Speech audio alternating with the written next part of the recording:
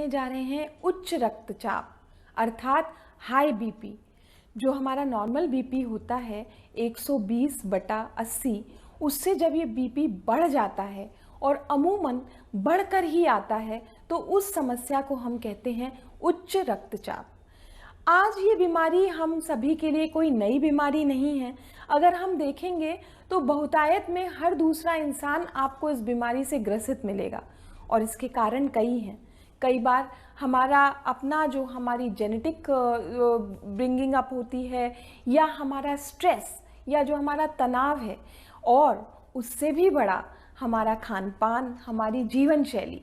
जी हाँ, हमारा खान पान और हमारी जीवन शैली इस रोग को बहुत अधिक बढ़ावा दे रहे हैं और ये रोग अपने तक ही सीमित नहीं रहता है। इस रोग के बढ़ जाने से हमारे कई महत्वपूर्ण अंगों को भी नुकसान पहुंचता है।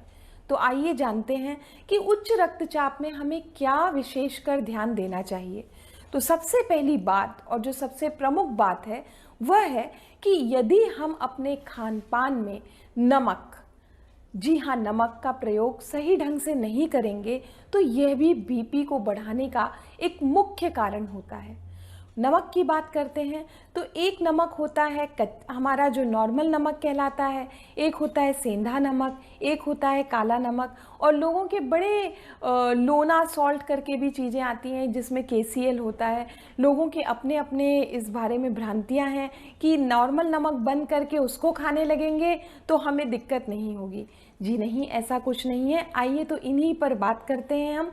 हमारा नॉर्मल नमक, जिसको हम आयोडाइज्ड नमक कहते हैं, उसकी अपनी ज़रूरत है और उसको हमें सही मात्रा में लेना सीखना बहुत ज़रूरी है।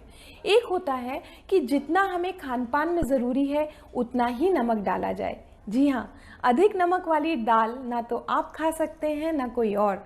तो फिर नमक जितना ज़रूरी है उतना अगर डाल के खाना बना है तो वो आपके लिए बहुत ही रुचिकर भी होगा और स्वादपूर्ण भी होगा। इसके बाद आता है कच्चा नमक। कच्चा नमक मतलब जैसे सलाद में ऊपर से नमक डाल के खाना, दाल में ऊपर से डालना, सब्जियों में ऊपर से डालना, किसी भी चीज़ में जहाँ हमें लग रहा है कि हम कच्चा नमक डालने के आदी हैं, उस जगह पे नमक को छोड़िए, आज से थोड़ा कम। इस बात को ध्यान रखिए और जो सॉल्ट स्प्रिंकलर आपके टेबल पर है उसको दूर करिए। इसके बाद बात आती है कि जब हमें जो नमक जिन चीज़ों में डालकर अधिक बनाया ही जाता है, जैसे चटनियाँ, पापड़, अचार, बेकरी के प्रोडक्ट, बाहर के सॉस, इनका प्रयोग कम करिए। जितना हो सके इनको कम लेंगे तो बेहतर होगा। बाहर के नमकीनों में बहुत अधिक मात्रा में नमक डाला जाता है तो उनसे भी हमें बचना चाहिए। प्रोसेस्ड फूड, जिसे हम कहते हैं डिब्बा बंद खाना, उसमें नमक प्रिजर्वेटिव की तरह इस्तेमाल होता है तो उनसे भी हमें बचना चाहिए।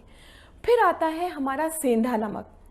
जी हाँ, सेंधा नमक अपने आप में बहुत अच्छा है क्योंकि जो उसका गुलाबी कलर है उसको आयरन के मात्रा से भरपूर बनाता है, तो फायदेमंद तो है। पर फिर वही बात कि हमें उस नमक को भी थोड़ा कम लेने की ज़रूरत है, यानी नमक कम करना है, अपने खान पान में रेशा बढ़ाना है, बहुत अच्छी मात्रा में पानी का उपयोग करना है।